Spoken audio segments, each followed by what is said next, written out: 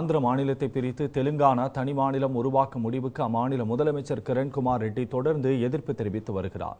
அதையடுத்து அம்மாநிலத்தில் குடியரசுத் தலைவர் ஆட்சி அமல்படுத்தப்படலாம் என்று தகவல்கள் கூறுகின்றன. ஆந்திர மாநிலத்தை பிரித்து தெலுங்கானா தனி மாநிலம் உருவாக்குவது என காங்கிரஸ் செயற்குழுவும் ஐக்கிய முற்போக்கு கூட்டணியும் முடிவெடுத்தன. இந்த முடிவுக்கு ஆந்திராவின் கடலோர பகுதி மற்றும் சீமாந்திரா பகுதிகளைச் சேர்ந்தவர்கள் கடும் எதிர்ப்பு தெரிவித்து வருகின்றனர். ஒன்றுபட்ட ஆந்திராவை நீடிக்க வேண்டும் என வலியுறுத்தி அவர்கள் தொடர் போராட்டங்களிலும் ஈடுபட்டு வருகின்றனர். இந்த போராட்டங்களுக்கு முதலமைச்சர் கிரண்குமார் ரெட்டி மற்றும் அப்பகுதி எம்பி எம்எல்ஏக்கள் ஆதரவு தெரிவித்து வருகின்றனர்.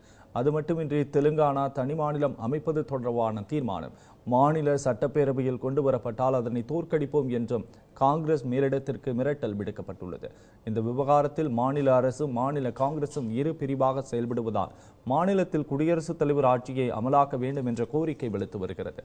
அமெரிக்கா சென்றுள்ள பிரதமர் மன்மோகன் சிங் நாடு திரும்பியதும் இந்த விவகாரத்தில் ஆலோசனை நடத்தப்பட்டு ஆந்திராவில் குடியரசுத் தலைவர் ஆட்சியை அமலாக்குவது குறித்த முக்கிய முடிவு எடுக்கப்படலாம் என்றும் தகவல்கள் கூறுகின்றன.